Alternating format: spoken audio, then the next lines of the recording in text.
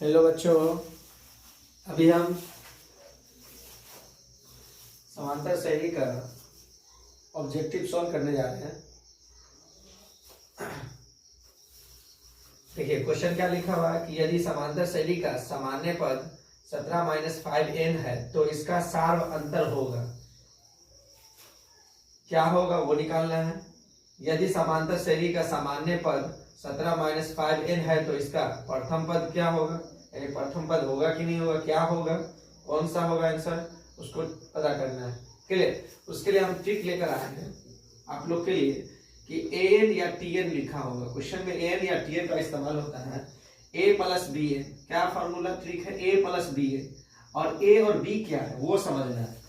तो a प्रथम पद ज्ञात करने के लिए, यानी a को बोलेंगे प्रथम पद, यानी प्रथम पद, प्रथम पद को a से लिखते हैं, है ना, और सार्व अंतर को d से लिखते हैं। ये आप लोग पढ़ चुके हैं, आपके टीचर पढ़ाए होंगे। क्लियर, परेशान नहीं होना।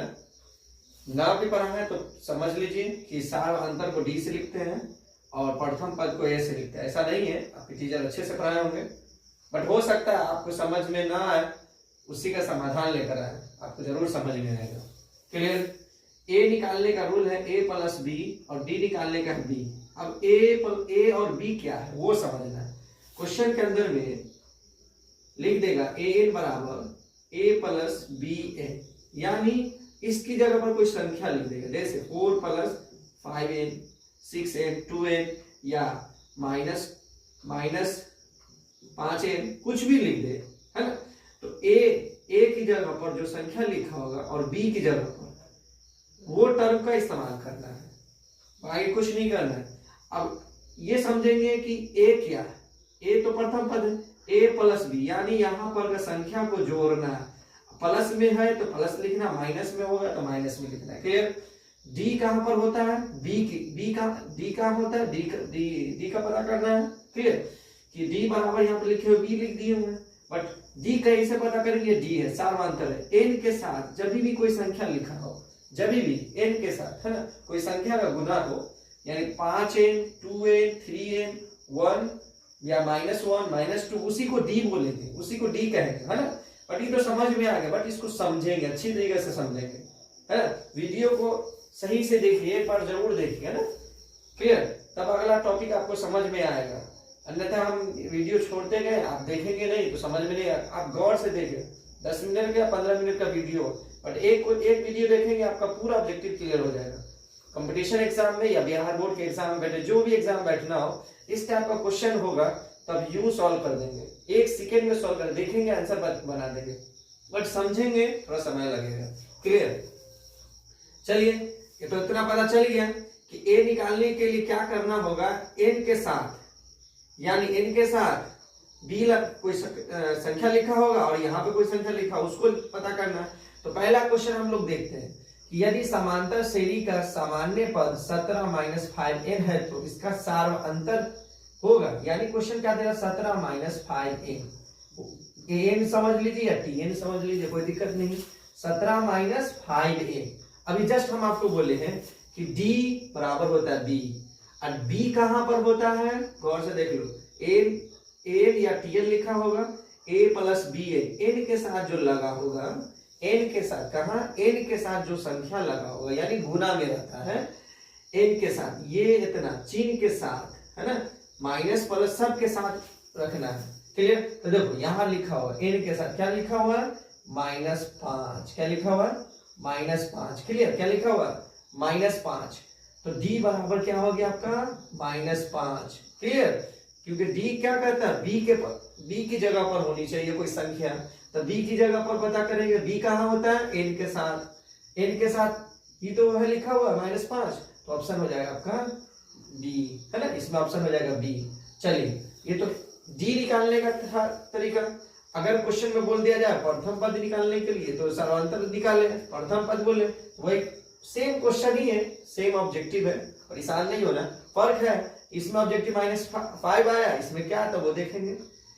यदि समांतर श्रेणी का सामान्य पद 17-5n है तो इसका प्रथम पद होगा, कौन सा पद होगा, क्या होगा, यानी पहला नंबर पे कौन है। क्लियर, चलिए तो ए बराबर क्या होता है फॉर्मूला, ए प्लस बी। अब इसका रूल समझते हैं कि ए और बी कहां पर हुआ लिखा हुआ। तो अभी हम आपको समझा है कि ए प्लस बी एन क्या है, ए प्लस बी एन। इसको उतार लीजिएगा, नोट डाउन कर लीजिएगा, अच्छी तरीके से लिख लीजिएगा, साफ साफ लिखिएगा, है ना। हर चैप्टर वाइज मिलेगा आपको ऑब्जेक्टिव। एन के साथ जो संख्या लिखा होगा उसको लिख लेंगे, यानी गुना में लिखा रहेगा एन के साथ। ए की जगह पर जो संख्या लिखा होगा उसको लिख लेंगे। प्लस में रहेगा प्लस लिखना है, माइनस में माइनस लिखना है। ये नहीं कि प्लस छोड़ देंगे माइनस छोड़ देंगे आंसर आ जाएगा, गलत हो जाएगा। क्लियर, चलिए ये तो पता चल गया कि ए का रूल क्या है कि ए और कैपिटल ए और कैपिटल बी की जगह पर लिखा होगा, तो ए और प्लस बी। ठीक है, चलिए ए। अब यहाँ पे देखो क्वेश्चन क्या है, ये लिखा हुआ तो लिख लेते हैं 17 माइनस 5 है, को ये निकालना है। तो ए की जगह पर क्या लिखा हुआ 17, और बी की जगह पर क्या लिखा हुआ था देख लो, बी कहाँ होता है तो एन के साथ, तो -5 तो माइनस करके लिख लीजिए। 17 में से 5 जाएगा तो कितना बचेगा 12, है ना। तो ए का वैल्यू निकल गया, कितना निकला ए का वैल्यू। डायरेक्ट आप टिक लगा देंगे सी।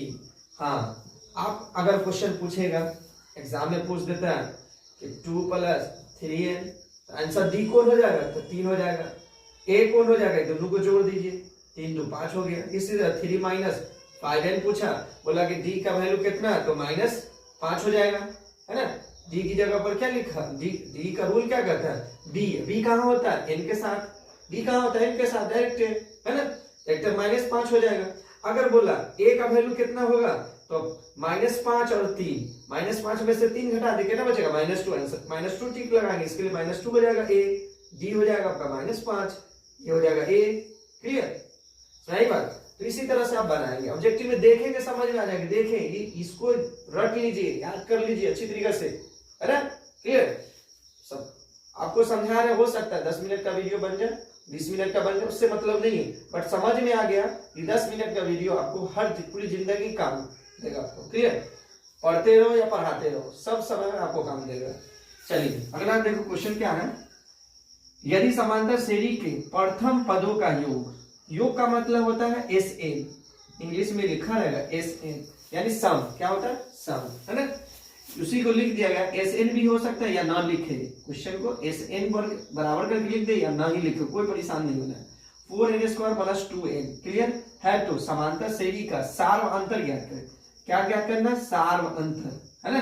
क्लियर, यानी डी निकालना, सार्व अंतर का मतलब होता है डी। फॉर्मूला यही होगा, क्वेश्चन इसी पैटर्न में होगा, याद रखिएगा, इसी तरह से होगा। हो सकता है प्लस की जगह माइनस होगा, परेशान नहीं होना, प्लस की जगह माइनस होगा। इतना आप तो समझदार है, 10वां के स्टूडेंट हैं या आगे चल कंपटीशन के एग्जाम दे रहे हैं, उसके लिए है, उससे परेशान नहीं होना, नॉलेज है, सीख रहे हैं आप, है ना। चलिए ए का रूल क्या कहता है कि जब ए कब निकलेगा, यानी प्रथम पद कब निकालेंगे, ए को ही तो प्रथम पद बोलते, ए कब निकलेगा, ए प्लस बी को जोड़ने पर, यानी ए कहाँ होगा एन के साथ लगा होगा, यानी एन का गुणनफल, किसका एन का गुणनफल, और n² का गुणनफल, माइनस में हो या प्लस में, उसको लिख दीजिए आंसर आ जाएगा। डी निकालने का रूल क्या है, n² की जगह पर, यानी n² का गुणनफल जो भी हो, -5n² हो, 3n², सिर्फ n को छोड़ देना, ये टर्म को छोड़ देना, इसको भी छोड़ देना। क्लियर, इसको छोड़ के सिर्फ संख्या को लिखना। किस तरह का क्वेश्चन होगा तो गौर से देखो, यहाँ लिखा हुआ है 4n² + 2n, यानी SN करके लिख देगा। अब इसमें हमको टिक लगाना है। कैसे पता होगा कि डी कौन है, कैसे पता होगा ए कौन है। चलिए हमको डी निकालना है, क्या निकालना है, डी का वैल्यू, है ना, डी का वैल्यू। चलिए निकल जाएगा। तो डी बराबर क्या बोलता है 2b, क्या कह रहा है 2b, डी बराबर क्या बोल रहा है 2b। चलिए तो डी बराबर क्या बोल रहा है 2b, चलिए लिख दिए। तो 2 गुने अब बी कहां पर होता है, बी कैसे पहचानेंगे कि ये बी है, तो बी का पहचान ये है कि n² के साथ, किसके साथ, n² के साथ, यानी n² का गुणनफल, है ना, n के साथ जो संख्या यानी गुना में रहेगा, क्या लगा हुआ है +b, इसलिए यहाँ पे +b लिखा हुआ है। अभी देखो क्वेश्चन में n² के साथ किस चीज का गुणन है, तो देखो 4 का गुना है तो यहाँ पे 4 लिख देंगे। तो कैसा चिन्ह है, तो प्लस लिख दिए, है ना। तो इतना तो आपको पता है, प्लस गुने प्लस प्लस ही होता है, 4 दूना 8। तो ऑप्शन देखें आप, सी हो गया, है ना। क्वेश्चन यही होगा इसकी जगह पर, ये इसकी जगह पर बोला जाएगा प्रथम पद ज्ञात कर, किया प्रथम पद ज्ञात कर, क्या बोले, प्रथम पद ज्ञात कर। कैसे समझेंगे, तो अब चलिए, प्रथम पद का रूल क्या कहता है, ए बराबर ए प्लस बी,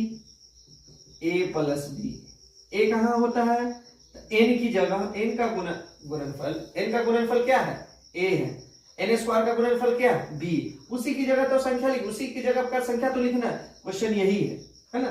तो चलिए, एन स्क्वायर का गुणनफल क्या है 4, एन स्क्वायर की जगह क्या होता है बी, चलिए तो प्लस 4, और ए कहां पर होता है, तो याद देख लीजिए आप, है ना। एन का गुणनफल क्या है 2, तो प्लस 2, 4 2 6। तो इसका ऑब्जेक्टिव मान लो पूछ दिया जाए 6, बी की जगह 14, सी की जगह 8, डी की जगह आपका 4, तो ऑप्शन कौन सा टिक लगाएंगे 6। क्लियर। देखो ऑब्जेक्टिव ये समझना है, बाकी कुछ नहीं, समझो पहले, बनाने से पहले आप समझे, है ना। क्लियर। अगर आपको समझ में आ जाता है तो आपको बनाने में सुविधा होगा। बार बार वीडियो को देखने ज्यादा दिक्कत हो रहा है तो 2 बार 3 बार देखिए, गौर से देखिए, है ना।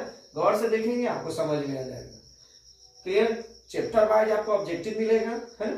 अगर कोई क्वेश्चन आपको प्रॉब्लम होता है, नहीं समझ में आ रहा, तो आप कमेंट करके लिख दें, आपको जब उत्तर मिल जाएगा। क्लियर।